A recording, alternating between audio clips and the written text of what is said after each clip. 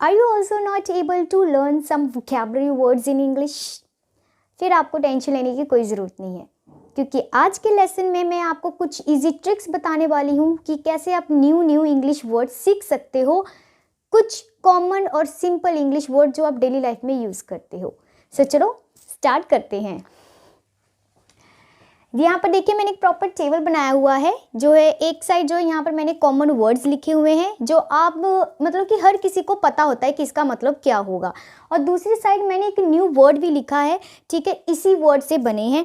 और यहाँ पर मैं आपको बताऊँगी कि ये कैसे बनने हैं और इनके जो है मीनिंग क्या है और आप कहाँ यूज़ कर सकते हो, ठीक है। जैसे कि यहाँ पर जो है पहला जो है वो दो वर्ड हैं, एक है डाउट, ओके, और दूसरा है सस्पेक्ट। डाउट और सस्पेक्ट, ये दोनों वर्ड बहुत कॉमन है, हम नॉर्मली इसको सुनते रहते हैं। इन दोनों का मतलब क्या है? इन दोनों का मतलब होता है शक करना, ठीक है, किसी पे शक करना। जैसे I have a doubt on him, उस पर मुझे डाउट है, ठीक है। So he is suspected for the murder of his friend, ठीक है। तो सस्पेक्ट और डाउट, तो इसी वर्ड से अगर मैं बोलूँ एक वोकैबुलरी वर्ड बनाया जाए जो न्यू भी हो और आपको कुछ पता भी लगे कि हाँ हमें याद रहे, आपको ये हमेशा ये वर्ड याद रहेंगे। डाउट वर्ड से बना है ड्यूबियस, ड्यूबियस, ठीक है। इसी के यहाँ पर जैसे डी और ये यू बी और डी इन्होंने लिया है, इसी वर्ड से बना है ड्यूबियस। इसी तरह सस्पेक्ट वर्ड से जो है ये वाले जो थ्री हैं ये यहाँ से इन्होंने पिक किया है, फिर आगे पीछे से कुछ सफिक्स ऐड किए हैं और ये बना है सस्पिशियस। सस्पिशियस, ड्यूबियस और सस्पिशियस का मतलब होता है डाउटफुल। जब कोई चीज़ जो है शक के अंदर आ जाता है, ठीक है, उसके लिए यूज़ होता है।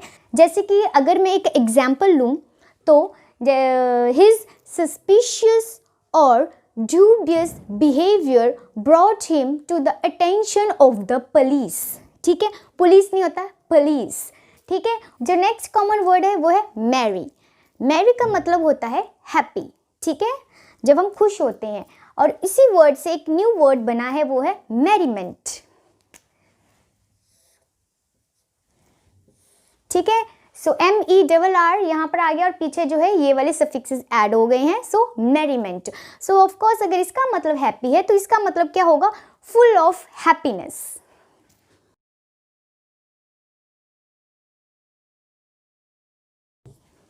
जब कोई चीज़ या फिर कोई बहुत ज़्यादा खुश होता है तो उसके लिए बोल सकते हो खुशी भरा, ठीक है, full of happiness. For instance our house was full of merriment in my brother's wedding, ठीक है, मेरे भाई की शादी में हमारा घर पूरी तरह खुशियों से भरा हुआ था। The next common word है herb। हर्ब नहीं बोलना, इट्स हर्ब। और हर्ब का मतलब होता है जड़ी बूटियाँ, ठीक है, प्लांट्स, हर्ब्स जितने भी आ जाते हैं उनको बोलते हैं। इसी वर्ड से एक न्यू वर्ड बना है जिसको बोलते हैं हर्बीवोर, ठीक है, हर्बीवोर। वैसे तो ये बहुत कॉमन है पर कईयों को नहीं याद होता है, तो अगर आप याद करना चाहोगे तो इसी वर्ड से यूज़ कर सकते हो। हर्ब एंड हर्ब ऑलरेडी है, सो ये चीज़ अगर ऐड हो जाएगी तो थोड़ा सा मीनिंग चेंज हो जाएगा। हर्बीवोर, हर्बीवोर जो है उन ज़्यादातर वो शाकाहारी लोगों के लिए यूज़ होता है या एनिमल्स के लिए यूज़ होता है। For example herbivore animals don't eat other animals, ठीक है, जो शाकाहारी जानवर होते हैं दूसरे जानवरों को नहीं खाते, वो सिर्फ प्लांट्स खाते हैं, ओके। नेक्स्ट जो कॉमन वर्ड है वो है प्राइम, ठीक है, प्राइम। वैसे तो ये जो प्राइम का यहाँ पे प्राइम का मतलब है मेन, जो मेन चीज़ होती है, जैसे बोलते हैं ना कि मेरा मेन पर्पस यही है, ठीक है, या फिर उसका मेन जो है मोटिव क्या है काम करने का, उसी तरह हम उसकी जगह प्राइम भी बोल सकते हैं, ठीक है, माई प्राइम मोटिव, ठीक है, माई प्राइम पर्पस। अब इसी वर्ड से जो बना है प्राइमरीली, इसको कैसे बोलना है? प्राइमरीली। ये वाली चीज़ यहाँ पर जो है सेम लिखी गई है, फिर ये वाली अगर चीज़ ऐड कर जाते हो तो ऑफकोर्स थोड़ा सा जो है ये चेंज हो जाएगा, और यहाँ पर इसका मतलब है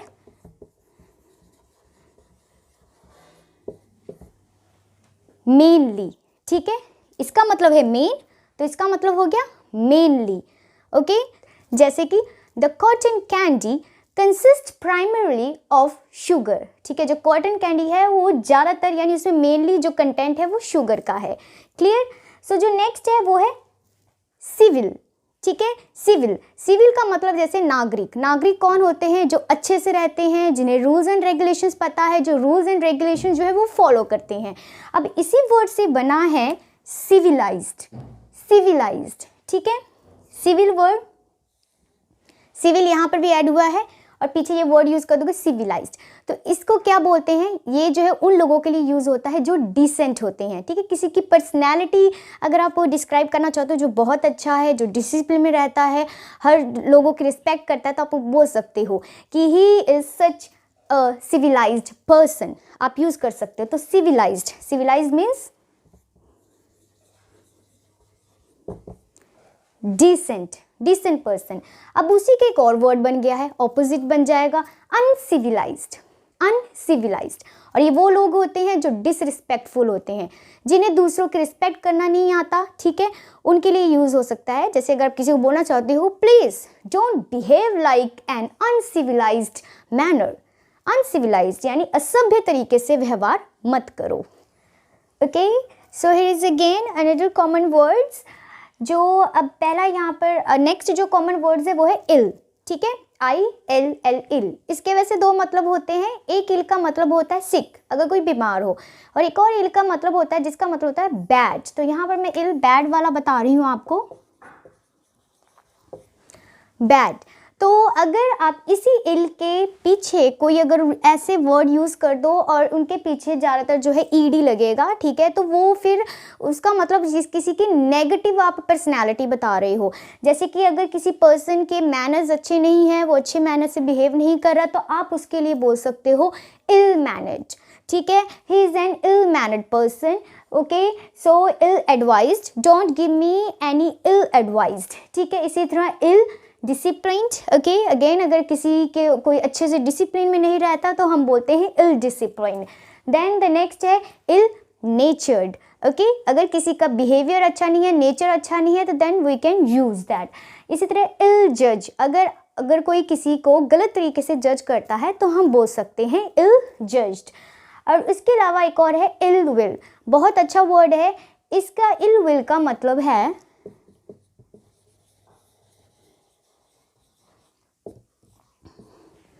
हेट्रेड, ठीक है, नफरत। जब आपकी किसी के खिलाफ अगर आपको कोई नफरत है या फिर कोई किसी से नफरत करता है तो आप बोल सकते हो, जैसे for example I have no ill will towards you, ठीक है, मतलब कि आपके लिए मेरे अंदर कोई भी जो है वो हेट्रेड नहीं है। ओके, सो नेक्स्ट जो वो है ये है प्रो, ओके, प्रो हम बोलते हैं ना कि इस किसी भी चीज़ के प्रोज एंड कॉन्स बताना, फेवर और डिसफेवर के बारे में। तो यहाँ पर जो है प्रो का मतलब होता है किसी के फेवर में बात करना, कोई अच्छी चीज़ बोलनी, पॉजिटिव चीज़ें बोलनी। उसी वर्ड से, प्रो वर्ड से बना है प्रोटैगनिस्ट, प्रोटैगनिस्ट। इसको प्रोटैगनिस्ट नहीं बोलना, इट इज़ प्रोटैगनिस्ट, और इसका मतलब होता है हीरो। किसी मूवी या किसी स्टोरी में अगर आप पढ़ते हो तो उसमें जो जिसका पॉजिटिव कैरेक्टर होता है और जो मेन लीड होता है और अच्छी उसकी जो पॉजिटिव, हर चीज़ पॉजिटिव होती है कि वो विलन को मार रहा है, ऐसे कर रहा है, सो वो पर्सन जो होता है protagonist. Okay, for let's take an example. The protagonist always stand for goodness, ठीक है, जो protagonist जो हीरो होते हैं उनको हमेशा मतलब कि वो सिंबल होते हैं अच्छाई के लिए। नेक्स्ट आ गया enemy, ठीक है, let me write the meaning. Okay, so hero. So इसी तरह नेक्स्ट आ गया enemy. Okay, so एनिमी का जो मतलब आपको पता है क्या होते हैं, दुश्मन। सो उसी वर्ड से बना है एनमिटी, एनमिटी। सो दुश्मन वही होते हैं जिन्हें नफरत होती है किसी और से, ठीक है। सो इसका मतलब है हेट्रेड, अगेन इसका मतलब भी है hatred. For example, she does not hold any enmity against her neighbor, ठीक है, वो अपनी नेबर के खिलाफ किसी तरह की नफरत नहीं रखती।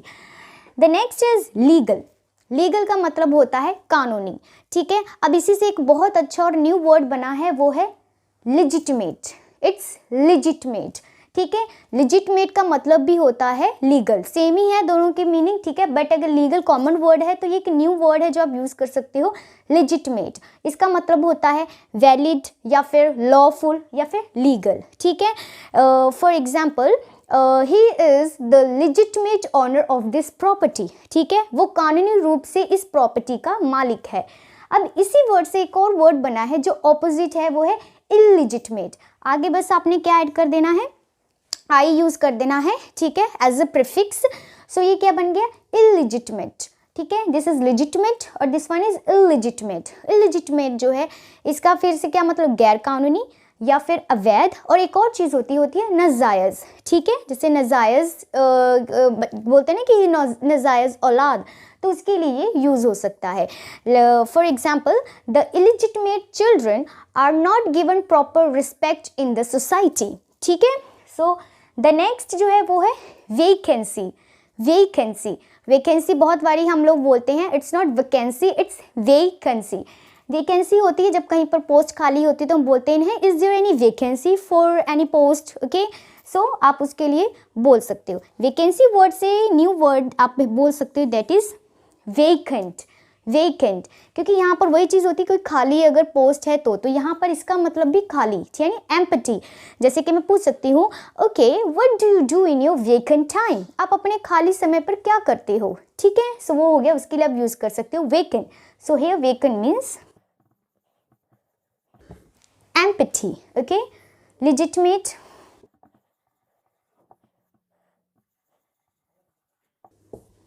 okay, it means legal and it means illegal, okay। सो ये थे कुछ ट्रिक्स, ओके, जो आपको पता होने चाहिए कि अगर आप कॉमन वर्ड या अगर आपको पता है तो उससे आप एक न्यू इंग्लिश वोकैबुलरी वर्ड बना सकते हो। आई रियली होप कि ये लेसन जो है आपके लिए बहुत हेल्पफुल होगा।